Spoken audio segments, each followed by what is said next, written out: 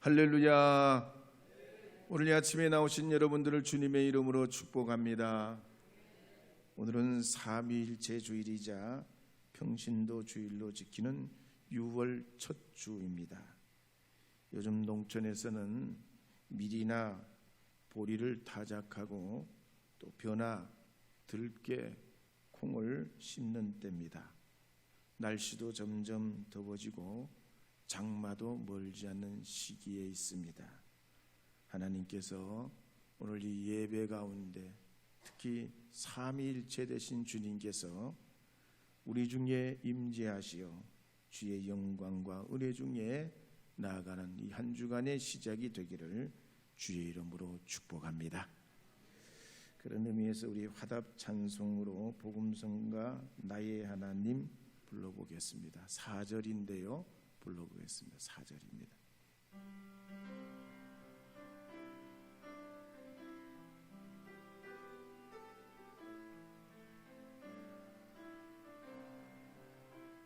나의 하나님, 나의 예수님, 나와 함께 하신 영령님, 주님 뜻대로 살기 원하여 이처럼 간구합니다.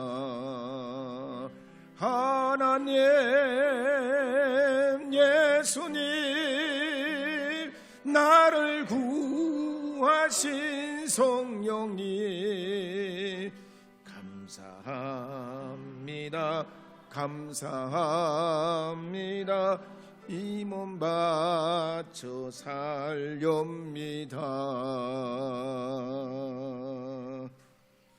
이제 마태복음 28장 16절 17절 말씀 읽어보겠습니다. 마태복음 28장 16절 17절입니다.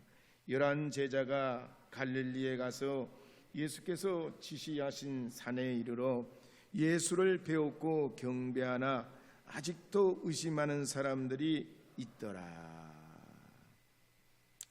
오늘 이 본문 말씀에 보면 11 제자가 갈릴리로 내려가서 부활하신 예수님을 뵙고 경배하게 됩니다. 그렇지만 아직도 의심하는 사람들이 있더라 그럽니다. 본래 예수님께서는 이스라엘 12지파 수에 해당하는 12제자를 택하셨댔습니다. 그러나 가룟 유다를 잃어버리게 되고 이 11제자만이 갈릴리로 내려가게 됐습니다. 이 갈릴리는 이스라엘 안에서는 지리적으로 보자면 오지입니다. 정서적으로 보자면 제자들의 다수의 고향입니다. 영적으로 보자면 복음이 첫 시작이 된 곳이고 부활하신 예수님을 다시 만나는 곳이 됩니다. 그렇지만 이 제자들 중에는 아직도 예수님의 부활에 대해서 긴가민가 의심하는 사람들이 있었던 겁니다. 더욱이 당시의 이스라엘 사람들은 사람이 죽으면 지하 세계로 내려간다 생각했습니다. 그러니 예수님의 제자들조차도 부활하신 예수님을 눈으로 뵙고 경배하면서도 의심했던 겁니다. 그럴 때 예수님께서 이 제자들에게 뭐라고 말씀하셨냐? 18절 말씀에 보면 이렇게 말씀하시는 내용이 나옵니다.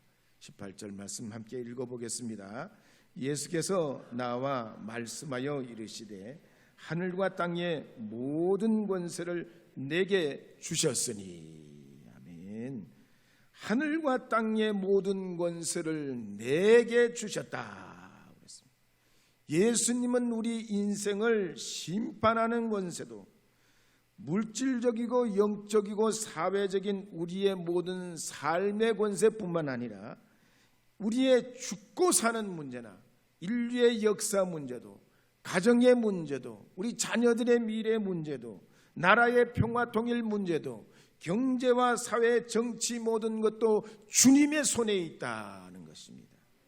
그래서 예수님께서는 세 가지의 그 영적 권세 하늘과 땅의 권세를 가지시고 제자들에게 명령을 하시는 걸 볼 수 있습니다. 첫 번째는 가라 그러셨습니다. 한번 따라하겠습니다. 가라. 두 번째는 제자 삼으라. 세 번째는 가르쳐 지키라. 먼저 가라는 말씀은 마태복음 28장에 보면 3번 나옵니다. 7절에 보면 천사가 예수님의 무덤을 찾아갔던 여인들에게 예수님이 말씀대로 다시 살아나셨으니 제자들에게 빨리 가서 예수님께서 죽은 자들 가운데서 다시 살아나셨으니 갈릴리에서 배우리라 그랬습니다. 두 번째 28장 10절에 보면 부활하신 예수님께서도 무덤을 찾아갔던 여인들에게 말씀하시기를 무서워하지 말라. 제자들에게 가서 갈릴리로 가라 하라 하셨습니다. 그리고 세 번째 이제 우리가 읽은 이 19절 본문 말씀에 나옵니다. 예수님께서 이 갈릴리에서 만난 11 제자들에게 말씀하시기를 갈릴리에서 만난 이 제자들에게 너희는 가라 라고 하셨던 겁니다. 사실 믿음도 없고 의심마저 있던 이 제자들에게 예수님께서 왜 가라고 하셨던 것일까요?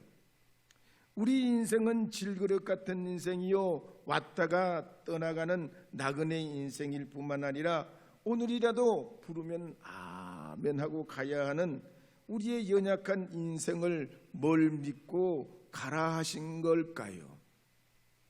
고린도후서 4장 7절 8절 9절 말씀에 보면 바울은 이렇게 선포하는 내용이 있습니다. 함께 고린도후서 4장 7절 8절 9절 말씀 읽어보겠습니다. 우리가 이 보배를 질그릇에 가졌으니 이는 심히 큰 능력은 하나님께 있고 우리에게 있지 아니함을 알게 하려 함이라. 우리가 사방으로 우겨쌈을 당하여도 쌓이지 아니하며 답답한 일을 당하여도 낙심하지 아니하며 박해를 받아도 버림받지 아니하며 거꾸로 뜨림을 당하여도 망하지 아니하고. 연약한 인생, 질그릇 같은 인생, 나그네 같은 인생에게 주님이 가라 명령하신 것은 심히 큰 능력이 하나님에게 있기에 땅의 권세와 하늘의 권세를 가지신 예수님이 우리와 함께 하시기에 주님은 가라 하셨던 것입니다. 그러기에 바울은 부활하신 예수님을 증거하다가 39대의 매를 5번이나 맞고 태장에 3번이나 맞고 자주 굶고 바다의 위험과 강도의 위험을 만나고 거짓 형제들 때문에 곤란한 일을 당하고 박해를 받았지만 도리어 예수님 때문에 고난받는 것을 기뻐하고 자기의 약한 것을 오히려 자랑했다 그랬습니다. 또 요한복음 9장에도 보면 날 때부터 맹인된 사람도 예수님께서 땅에 침을 뱉어 진익을 이겨가지고 그 눈에 발라주시며 말씀하시기를 실로암에 가서 씻으라 하셨습니다. 맹인은 실로암을 본 적이 없습니다. 들은 그런 이야기는 있을런지 몰라도 한 번도 본 적이 없습니다. 날 때부터 맹인이었기 때문에 이 실로암이 어떻게 생겨먹었는지 알 수가 없습니다. 더군다나 이 실로암으로 가는 길은 넓은 길도 아니고 평평한 길도 아니고 좁고 좁은 내리막길이었습니다. 그러나 이 날 때부터 맹인된 사람은 예수님의 말씀을 신뢰하면서 험해도 보이지 않아도 실로암으로 내려갑니다. 그리고 그 말씀에 의지하여 자기 눈을 씻게 될 때에 눈이 열려버렸던 것입니다. 구약의 아브라함도 하나님께서 내가 내게 지시할 땅으로 가라, 내 독자 이삭을 바치라 하실 때 그 명령을 따라서 나아가게 될 때 100배의 믿음의 복을 받아 열국의 아비가 됩니다. 그러므로 이 가라는 말씀은 지금 있는 것이 좋사오니 이대로가 좋사오니 눌러앉는 것이 아니죠. 저는 비록 부족하지만 예수님 믿고 가겠습니다. 예수님 믿고 나가겠습니다. 예수님 믿고 도전하겠습니다. 아멘입니다. 아멘입니다. 나는 약하지만 주님은 강하십니다. 온 땅의 권세자시오 만물의 주인이십니다. 주님 믿고 나갑니다. 때로는 거룩한 부담이 있지만 움직이며 나가며 발을 내딛는 것입니다. 그래서 바울은 1차 전도 여행 때 약 2000km를 걸어다니고 말을 타고 그렇게 갑니다. 2차 전도 여행 때도 10,000km를 그렇게 갔습니다. 3차 전도 여행 때는 15,000km를 갑니다. 그리고 다시 로마에서 갈 때도 5,000km를 갑니다. 바울이 다른 전도 여행과 합하면 일생 동안 37,000km를 주님의 이름으로 믿고 걸어가기도 하고 배를 타기도 하고 나귀를 타면서 여행하며 전도하게 됐습니다. 거리로 보면 서울과 부산을 44번 왕복하는 거리입니다.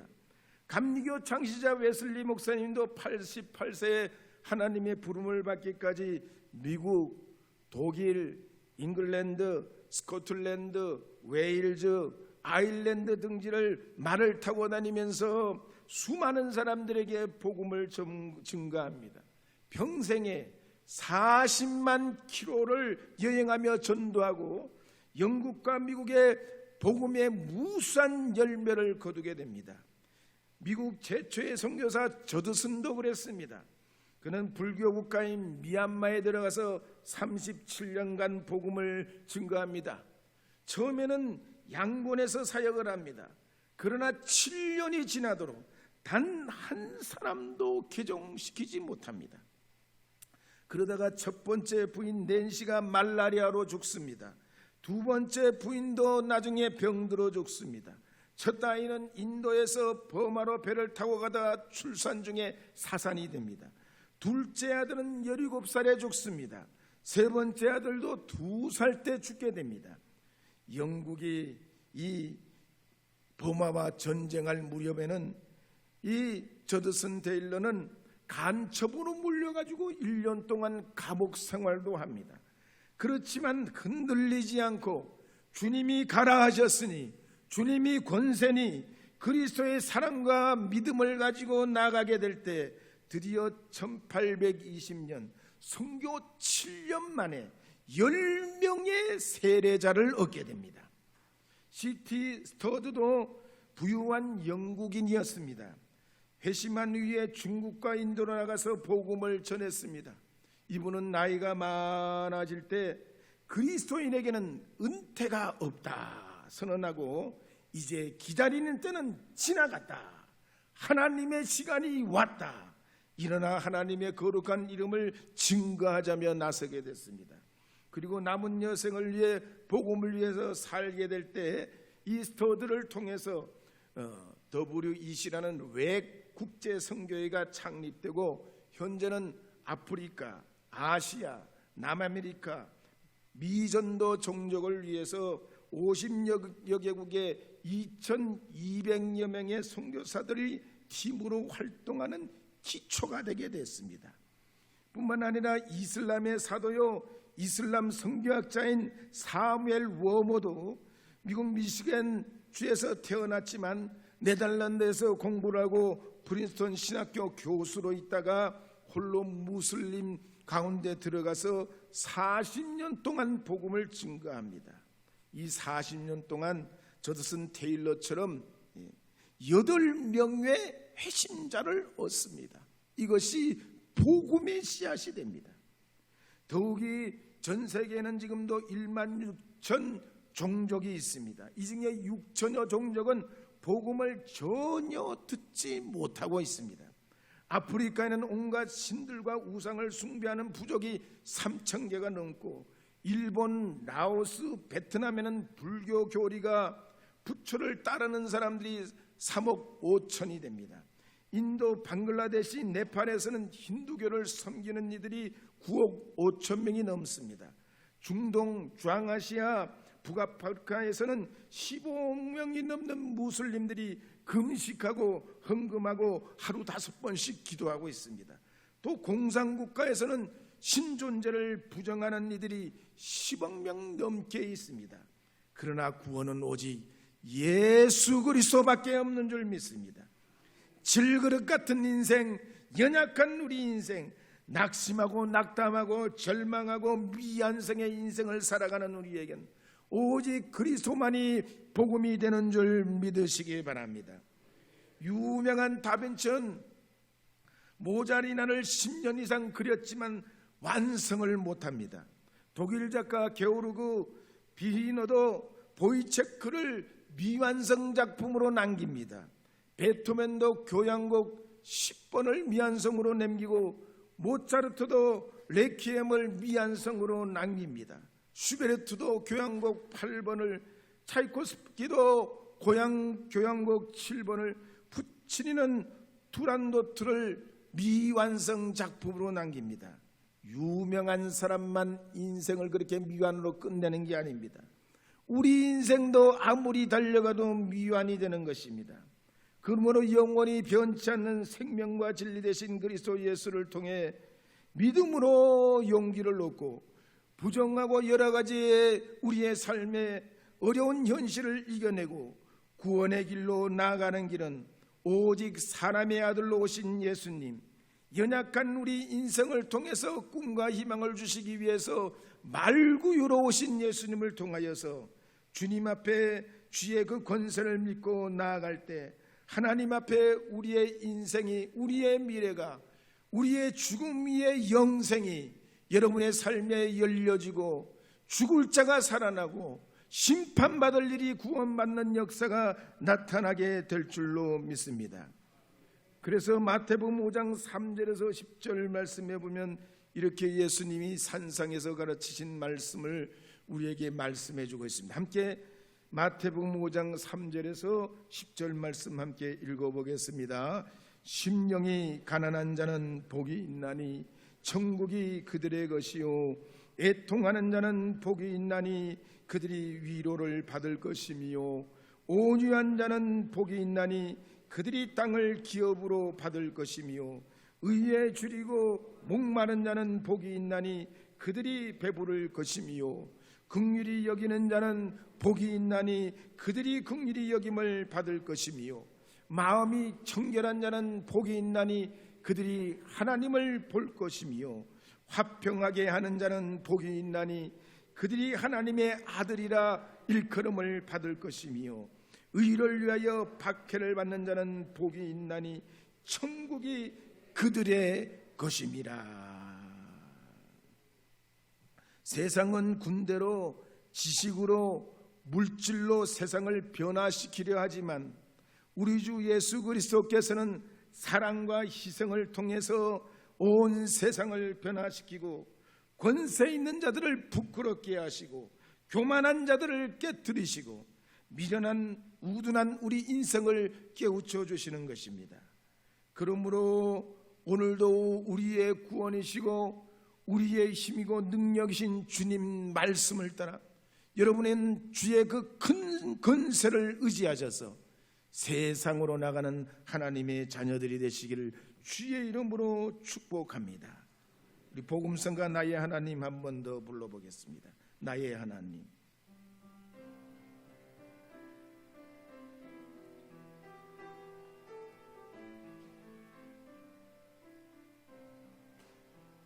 나의 하나님, 나의 예수님, 나와 함께 하신 성령님, 주님 뜻대로 살기 원하여 이토록 간구합니다. 하나님 예수님, 나를 구하신 성령님, 감사합니다. 감사합니다.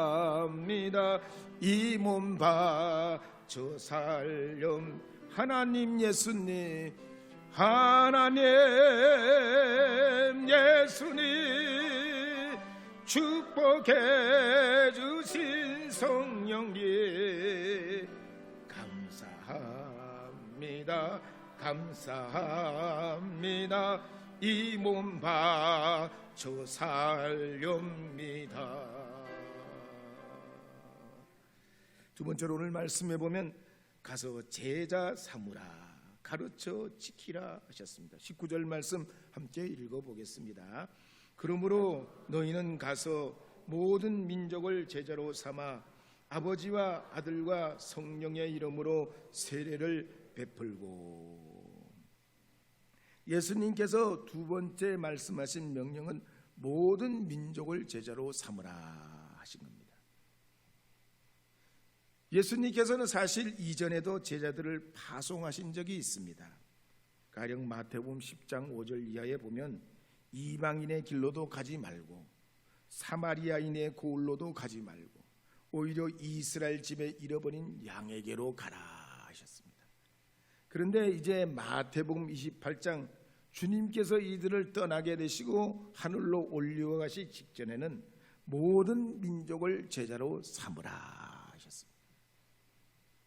이럴 때 제자들은 두 가지 자신의 어려움을 극복해야 했습니다. 첫째는 자기 안의 장벽입니다.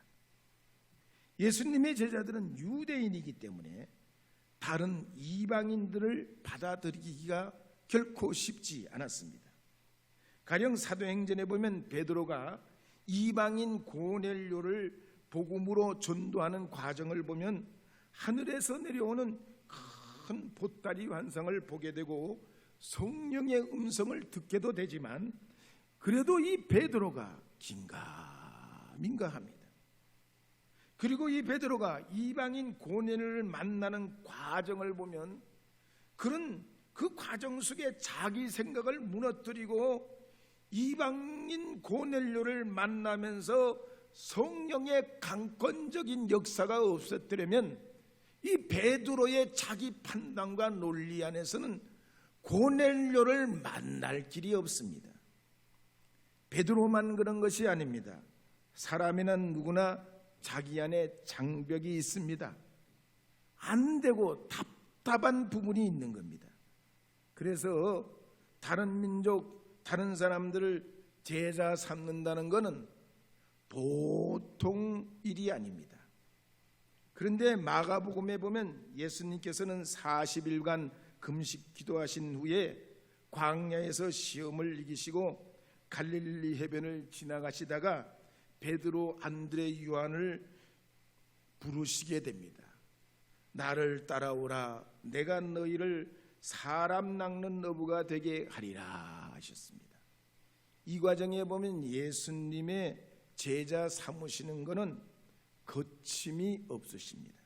무슨 면접을 보거나 시험을 보거나 인적성 검사를 하거나 MBTI를 고려해서 이 사람은 되고 저 사람은 안 된다 그러지 않습니다. 사도행전 13장에도 보면 바울도 35세에 회심한 다음에 12년 후에 첫 전도 여행을 떠나게 됩니다. 그들은 가이사라에서 구브로를 거쳐가지고 소아시아 남쪽 깊은 이 내륙 안에 있는 비시디아 안디옥과 이고니온과 더베로 들어가서 또 이고니온에서 복음을 증거합니다. 그런데 이 바울이 어떻게 됩니까? 이고니온에서 유대인들에게 붙들려 가지고 돌에 얻어맞아 피투성이가 됩니다. 죽은 거나 다름없었습니다. 그렇지만 하나님의 기적으로 회복시켜 주셔서 다시 루스드라로 들어갔을 때는 이 바울이 마지막으로 많은 사람들을 제자로 삼습니다. 그리고 그런 중에 가이오라는 신실한 제자를 얻게 되고 약 7년 후에 바울이 다시 고린도와 아테네를 전도할 때 이 가이오가 훌륭한 동역자의 역할을 하게 됩니다. 이 거침없는 헌신, 희생과 사랑이 낯선 이방인들을 주님의 제자가 되게 합니다. 이걸 보면 모든 민족을 제자 삼는 일은 예수님처럼 거침없는 사랑이 있어야 됩니다. 희생이라야만이 가능합니다. 바울처럼 확고한 믿음 위에 서서 흔들리지 않는 믿음을 가지고 자기의 장벽을 무너뜨리고 희생할 때야말로 모든 민족을 주님께로 나오게 하는 하나님의 그 대사명을 감당하는 하나님의 제자들이 되게 되는 것입니다. 그러므로 오늘 이 아침에 나오신 여러분들도 주님의 긍휼을 구하고 우리에게 연약한 인생을 따라 살아가는 하나님 앞에 부족한 우리 인생에 잇대지 아니하고 주님이 우리를 통해 이루어가도록 하나님의 은총을 구하는 여러분 되시기를 바랍니다. 더욱이 요즘은 부모님 말씀도 선생님 말씀도 듣지 않는 세상인데 누가 누구를 가르칠 수 있단 말입니까? 그렇지만 바울은 고린도후서 4장 1절 2절 말씀에 보면 이렇게 권면하는 말씀이 있습니다. 함께 읽어보겠습니다. 그러므로 우리가 이 직분을 받아 긍휼하심을 입은 대로 낙심하지 아니하고 이에 숨은 부끄러운 일을 버리고 속임으로 행하지 아니하며 하나님의 말씀을 혼잡하게 하지 아니하고 오직 진리를 나타내므로 하나님 앞에서 각 사람의 양심에 대하여 스스로 주천하노라. 하나님의 긍휼을 힘입어야 된다니. 그러면서 낙심하지 않고 부끄러운 일을 버리고 속이는 일도 버리고 오직 진리로 양심을 따라 진짜 스승이 되라는 것입니다. 그리고 고린도전서 4장 15절 16절에 보면 여기서 한 발자국 더 나갑니다. 고린도전서 4장 15절 16절에 보면 이렇게 기록이 되어 있습니다. 한 번 더 읽어보겠습니다. 그리스도 안에는 일만 스승이 있으되 아버지는 많지 아니하니 그리스도 예수 안에서 내가 복음으로써 너희를 낳았습니다. 그러므로 내가 너희에게 권하노니 너희는 나를 본받는 자가 되라. 이 말씀에 보면 정말로 엄청난 말씀. 제자 삼는 건 성경을 풀어 가르치는 것만으로 안 된다는 얘기예요.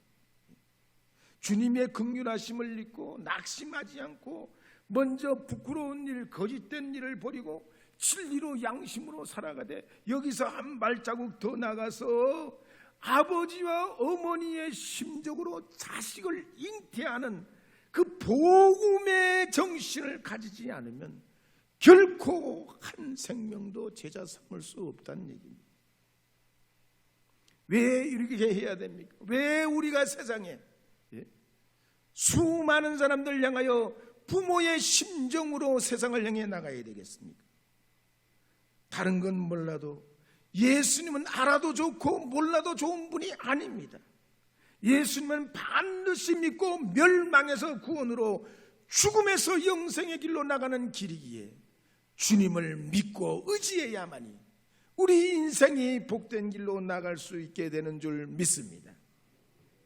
제가 월요일이 되면 운동을 하러 관저체육공원에 갑니다. 아침에 나가는데 요즘에는 그 관저체육공원에 수영장을 가려고 하는 초등학생들이 시간 아주 몰려 나옵니다. 뭘 하나 봤더니 초등학교 3학년 4학년 학생들이 말이죠, 물놀이를 하다가 다급한 상황이 되면 살아남는 생존 수영을 배우기 위해서 그렇게 몰려들더라고요. 학교에서 아주 과목을 정해가지고 12단계의 생존 수영을 가르칩니다. 첫 단계는 물과 친구가 되기, 두 번째는 물에서 숨참기, 세 번째는 눈에서 눈뜨기, 네 번째는 물속에 들어가기, 다섯 번째는 물에서 중심 잡고 뭐 이래가지고 12가지 그 과정을 거쳐서 위급한 상황에 물에 그냥 콜라병처럼 빠지지 않고 살아남는 법을 가르칩니다. 오늘 우리가 모든 민족을 제자 삼으라는 예수님의 말씀도 그렇습니다. 우리가 뭐가 잘났기에 누굴 가르칩니까? 우리는 가르칠 수 있는 존재가 아니지요.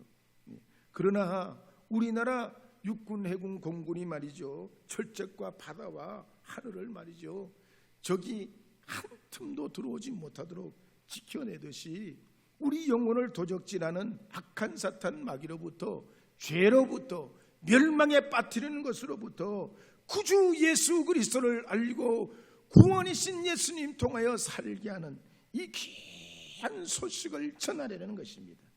특별히 오늘날은 사이비 이단들이 예수님의 가르침을 헷갈리게 하고 무신론에 불가지론에 전 세계를 뒤엎어서 영적으로 황폐하고 또 황폐하게 되고 있습니다. 갤럽 조사에 따르면 우리나라 대한민국도 60%가 무신론자고 천국과 지옥을 믿는 사람은 30% 이하라고 그랬습니다. 또 영국, 미국, 중국에서 8세에서 12세 어린이 3,000명을 대상으로 조사했습니다. 뭐가 되고 싶냐 물었습니다. 그 중에 30%가 유튜버가 되고 싶다 그랬습니다. 왜 유튜버가 되고 싶냐 그랬더니 하루 종일 게임도 할 수 있고 돈을 벌 수도 있고 이름을 날릴 수도 있다는 겁니다. 아니 그러면 이 어린이들이 꿈꾸는 대로 유튜버가 돼가지고 대박이 나가지고 1년에 수백억을 버는 그런 경우가 되면 어떻게 되냐. 실제로 어린이가 8세 어린이가 1년에 300억 넘게 버는 유튜버 어린이도 있어요.